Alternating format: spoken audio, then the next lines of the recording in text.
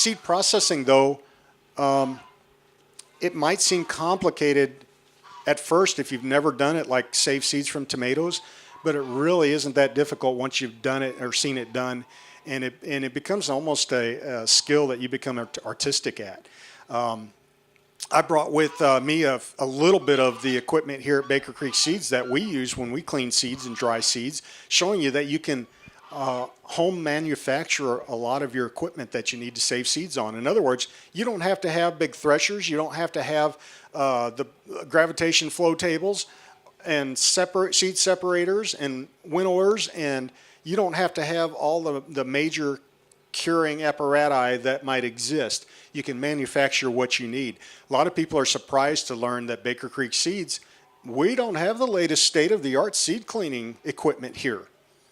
We do a lot of stuff very primitive ways, the old-fashioned ways, and that's what our company's about anyway. So we crush up our tomatoes and we cure them in these screen boxes here, okay?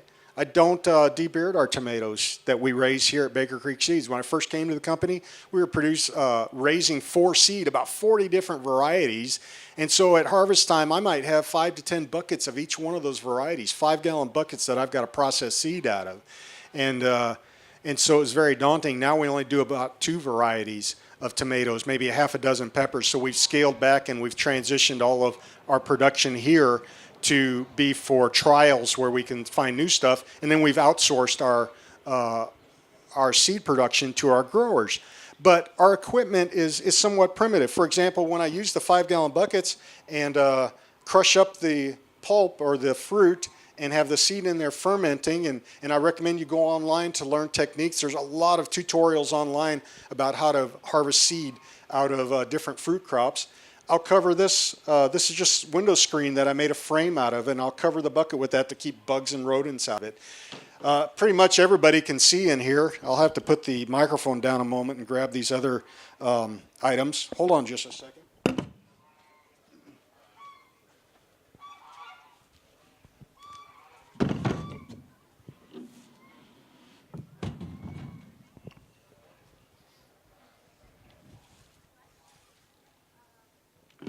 Okay, so for like screening and getting the debris out of corn, getting the chaff out of corn, it's just hardware cloth that I built a pine frame for, and you pour it on there and you shake it, and the debris and the small stuff falls out, and then you can dump your good stuff into a tub and clean seeds that way.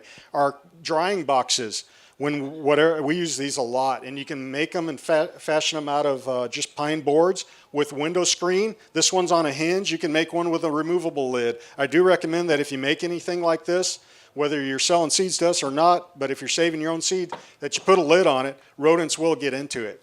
You know, the mice like to chew on the squash seeds and the pumpkin seeds, and they'll destroy it.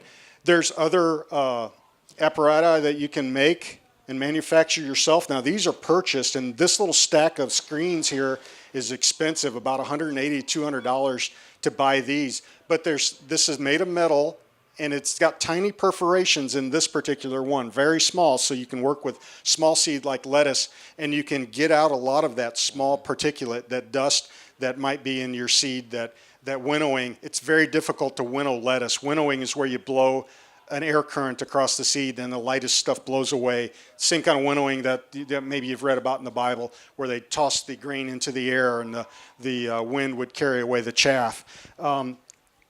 So it's hard to winnow lettuce, but these screens will help. You know, you can run them through screens and get a lot of that material out before you winnow. So there's different sizes that are available if you're going to purchase this kind of stuff. The perforation gets larger as we go up the scale here. So you can see that it's getting bigger. So different size seeds require different size perforations. And you can reverse screen them. So I might pour corn on here wanting the small debris and the dust to come out, and I shake it, and the bad stuff falls through and the good seeds on here, and so I dump that into my good tub. But I might want to do it the opposite way too. I might have a lot of big debris in a small seed, and I want to capture that big debris, such as a lot of times processing peppers, you get the skins in there, and rather than pick them out, maybe I can screen them out. And so the skins are a lot larger than the seed.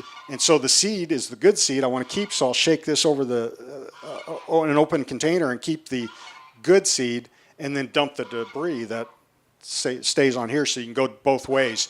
Winnowing works both ways also. I didn't bring you one of our little primitive winnowers, but I've got a scroll cage set up that creates a consistent channel of air. Jan, you use a fan, right?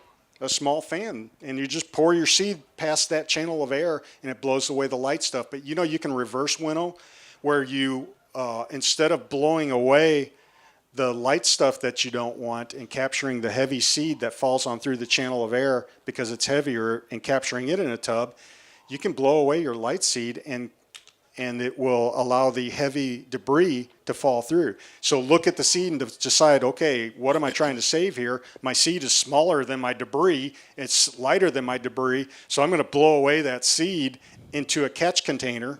So you got to position your catch container just right, or you're going to lose a lot of seed. And then let your debris fall on through the channel of air.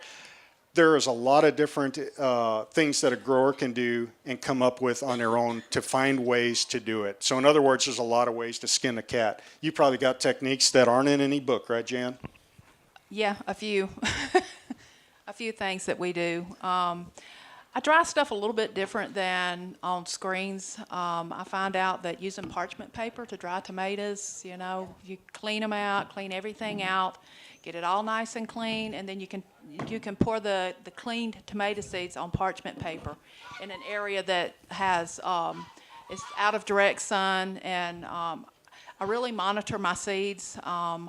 Sometimes if I have a lot of seeds, especially tomato seeds and stuff that may have more moisture to them once you're done cleaning them, I'll put a light fan on them, you know, and I'll lay them out and I'll spread them out really good on the parchment paper. And then as they're drying, if I see any debris in there or anything that needs to come out, I can pick it out. But it works really well to dry it on my germination rate seems to be pretty good when I dry them that way. She's got great germination rates. So, works out good. That's my biggest thing that you know, peppers are a wild monster, especially habaneros and stuff. They can get really difficult to process just because of the heat that you deal with. But again, I mean, I like to spread stuff out on parchment paper and let it dry. It doesn't stick to it. You don't have to worry about any problem with anything coming off of the paper. Everything, the screen, I don't have to worry about cross-contamination or possibly getting tomato seeds mixed in or peppers or anything, you know, from if I'm doing 2 or 3 different varieties, because they all have their own piece of parchment paper, and I use large pans and I spread them out, and they're able to dry in maybe a little slower method, you know. I like the screens, that works really good, but right now with the way that I do it, I like the parchment paper because I can monitor how well they're drying. So. You don't have to, if you're going to do this at home for yourself. You might try one of the tricks that we do at Roughwood. I happened to be in an Indian import store in Philadelphia, and they had all these wonderful sifters in nests. Oh, yeah. And they were like $1.49 a piece. I bought the whole stack. That's what we use. That sounds like something you could buy and resell at this event. Yeah, I mean, they were designed for food, you know, to sift flour and things of that kind. But it works perfectly well for seeds.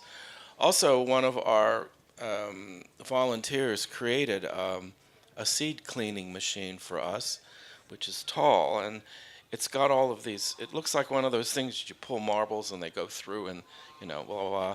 And the seeds bounce around, and it's all operated on a vacuum cleaner working in reverse. It blows the air into it, and the seed bounces around, and all the crap comes out one side and good seed out the other. It costs $250 to build. David Winter, gentleman sitting over here, he built one for Baker Creek Seeds also, and it's a great concept, and it works fabulously. I wanted to bring it here today. Because of how the event is arranged, it's too heavy to carry, and so I couldn't get it in here to the event. I wanted to show it to you. If anybody would like to see it, I'd be happy to show you some stuff after this presentation and maybe get a chance to show that to you as well.